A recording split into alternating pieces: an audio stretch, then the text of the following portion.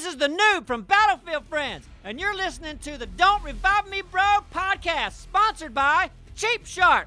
Dude, you don't have to yell. I'm not yelling!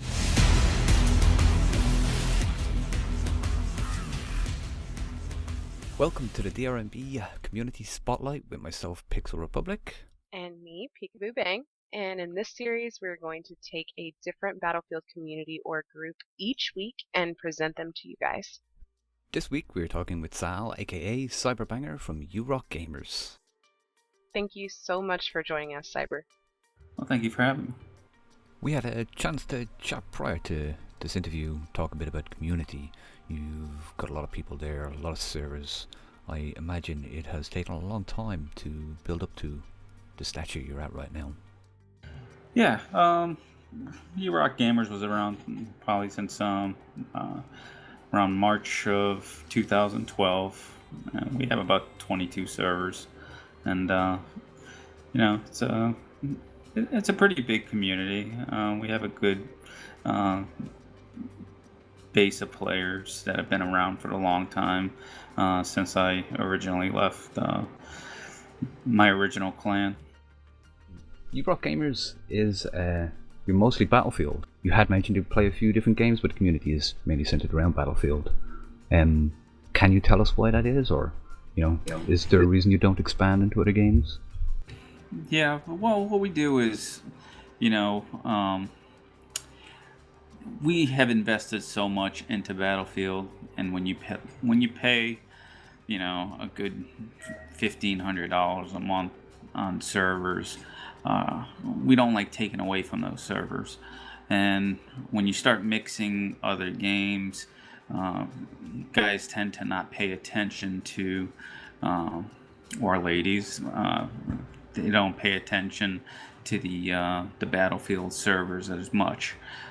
So every time we get involved with other games, it really takes away from what we pay for on a monthly basis. So we've pretty much stuck to the Battlefield game, and we nurture it to the fullest.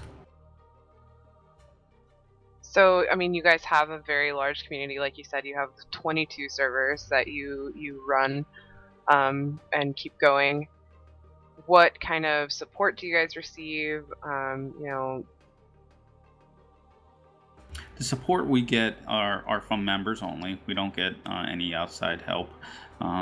We have anywhere from silver members that pay $20 a month to we have gold members, which is $50 a month, and we actually have server sponsors up to $90 per month. And we have a good core group of guys that support the servers, and and we have individuals that cannot afford to pay or donate on a regular basis, but those individuals contribute in other ways, like populating, which we do on a regular basis. Well, so as you were saying there about some of the guys, that help populate the servers, one of the questions we were asked to ask you was how you keep the servers full all the time and how you're able to keep so many servers full. But I've got to presume that you had your days where you only had a couple of servers and things were difficult. You had that those struggles, but as well, like if you went to maintain that level of dedication to your servers, would things quickly die off, or have you got a good support from the public, if you know what I mean? We have a lot of loyalty to URock. We also have a lot of hatred out there too, because being a popular community, we have over 6,500 bans, which it works against us and it works for us in a lot of ways. But I believe that the loyalty we have out there is high. We try to populate on a regular basis, and ever since Battlefield 3, we started out just like everybody else, and we would populate one server. Would take 12 hours to actually, hopefully, get it full, and you were lucky if it survived the night. So it's, we take the good with the bad, and as time went on, and we built a player base. It becomes easier and easier to populate, and the biggest thing is to make sure that your members understand the importance of populating servers. And that means that, guess what, when a server goes down, we actually have to leave a good game, and we have to go populate that server, because that is without the servers, there is no clan. You need that turnover to constantly nurture and feed your community, and the servers provide that. They'll take care of you if you take care of them. So you guys are very tight knit over at URock. You clearly support each other and your group. How do you keep that going? How do you keep your members close together and enjoying what they're doing, but also supporting your servers and your clan? Just like every other community, whether it's small or large, we have our days where things go wrong. Whether it's anywhere from DDoS attacks, where it gets tiring populating sometime, but we always feel the need to push on and continue. We have drama. We have individuals that come in, try to toxify the community, and those individuals are weeded out very quickly. It's identifying in the things that can actually destroy a clan. You have to learn to eliminate them right away, and you keep the individuals that understand what the rules and regulations are and why those rules apply. And it's not always about me community. We go in, we all have a goal, and that is to make the community grow. So we don't want it to be a community that ends up dying down. So we do have a long term. We have a lot of individuals that have been around for quite a long time that have supported us through good times and bads. That sounds pretty awesome. It sounds like a good group, and I know from talking to a couple and being on the servers, it is a good community. Thank you. But yeah, moving on to the more personal. You personally, where or what rather would you see as your favorite map and game mode to play in Battlefield 4? Battlefield 4, my favorite maps would be Paracel Storm, TDM. I'm a TDM guy, and my other one would probably be Operation Locker, TDM. I grew up, I started out with Conquest. There's a lot of loyal individuals that play Conquest, but we also have a large TDM base and a Rush server base, which I think is underestimated. Rush players tend to be very loyal, and so those are probably my two favorite maps for BF4. I've got to say, TDM, I do really, really like it.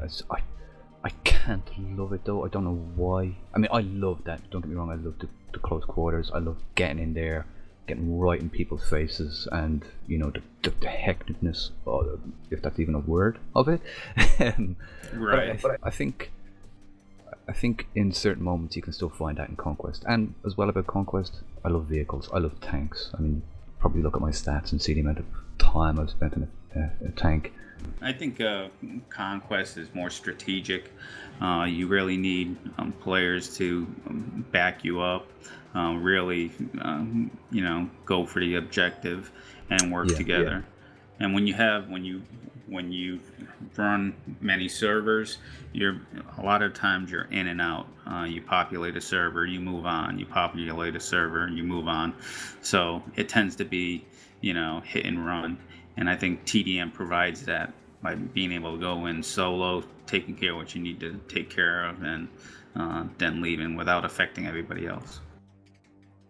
And I really think that depends on map itself too, like how fast paced it is, or like you said, getting in people's faces. I think BF4 has done a really good job of having more action packed conquest maps. I think most of them are pretty busy as far as, when you are having a centralized point where a lot of people converge on and end up fighting over for most of the round. Absolutely. So you like TDM. Give me an idea of what your loadout would look like. My favorite is, which is one of the most hated, is shotguns. I'm a shoddy kind of guy. I believe that every weapon has its strengths and it has its weaknesses. A shotgun you have to learn to get up close. If you leave yourself exposed to long distances, you're going to lose all the time. When you get up close, you're going to have the advantage. So people think, a lot of players think that shotguns have the advantage, but they really don't. They have just as much as a disadvantage as anything else. But I used the MP7 in Battlefield 3. I've used the MP5K and the MK3A1. But my preference and my love is probably shotties, and I've already started with the DBV in Battlefield 4, and I enjoy it. Yeah, that is one area I have always been saying to myself that I've got to get into more, is the shotguns. I mean, like you were saying, the MP7s, I just started using that, and I'm liking it, strangely enough. Even though it's not the best, I'm liking it. It's a bit of a hacksaw. But the shotguns, I used to like them in BF3, but in 4 now, I'm just struggling to kind of to just get myself into it, because I totally understand what you mean about trying to avoid those long distance disadvantages, and I like having, right now, going with carbines as I do a bit. I like having that mix between the two, being able to get at those semi-long distances and still being able to get right into the thick of it and do some killing. Absolutely, and that's, if anything, the shotgun teaches you to get up closer and not take those long distance shots on a regular basis. So your misses, so when you do finally switch over to a long distance weapon, you've already taught yourself to get closer. Now you can capitalize, on that long distance weapon more efficiently. And can you tell me, what would you most like to see added to the game, and also what are you hoping to see in the upcoming DLC? Well, I would definitely, with Battlefield 4, first want to see higher ticket counts, because that's very important on ranked servers and the official servers. It's a disappointment that we don't have enough tickets in order to take care of those 64-player servers. Treating them like a 32 is not in the benefit of the game. And 400 tickets for TDM, you can't really compare a TDM to a conquest. So I hope they balance that, Yeah, definitely. those things out. But I'm looking forward to Metro. When Metro, the second assault, finally comes out, I'm really looking forward to that, because Metro is what brought me into Battlefield, and I'm really excited to see the changes that they have made. Is there anything you'd like to add to end? Any famous last words? No, not really. But I'd like to thank you guys for taking the time to notice the URock community. Everyone is welcome to our public Teamspeak channel anytime. Whether you're from another clan or not, everybody's always welcome. And you can always visit us at www.URockGamers.com. Excellent. Thank you very much, and thank you for coming on. It's been really cool to talk to you and to meet you, and I'm looking forward to many games. Should be fun. Yes, definitely. Thank you for spending some time with us and having a little fireside chat with us about, URock and what you guys are about, and Battlefield 4. And thank you so much. And that will do it for this week. We really appreciate Cyber coming on the show to talk to us about URockGamers. It's been really great having him. And don't forget to check out the show with Pixel Republic and myself, Peekaboo Bang, next week when we sit down and talk to Fantasy Girl from United Noobs.